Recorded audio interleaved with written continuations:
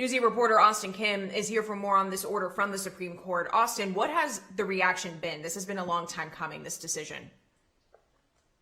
Yeah, no doubt about it, Lauren. So attorneys for a coalition of local governments and civil rights groups say they're disappointed by this order, and they're worried that the data that's already been collected does not accurately reflect who is living in the U.S. Now, Justice Sotomayor wrote in her dissent that this order allows the Bureau to sacrifice accuracy for expediency.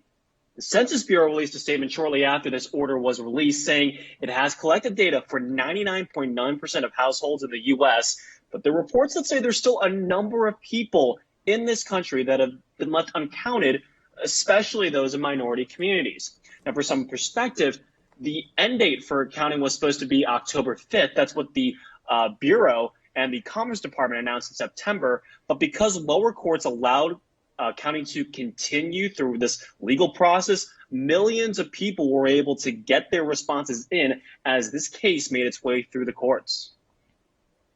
Let's do a level set. What's at stake here, and what are some of the challenges facing census workers?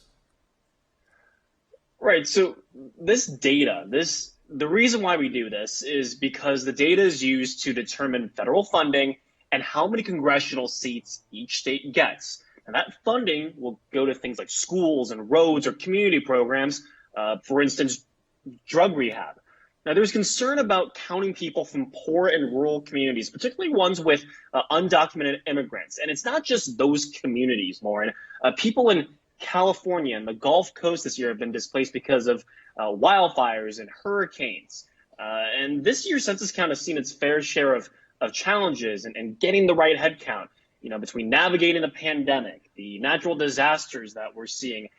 And there's also this, even though there is not a citizenship question on the survey, experts say the Trump administration's push for the question discouraged documented and undocumented immigrants from responding. So there have been a huge list of obstacles getting in the way as census workers try to get some sort of accurate count on who exactly is living in the U.S. and where.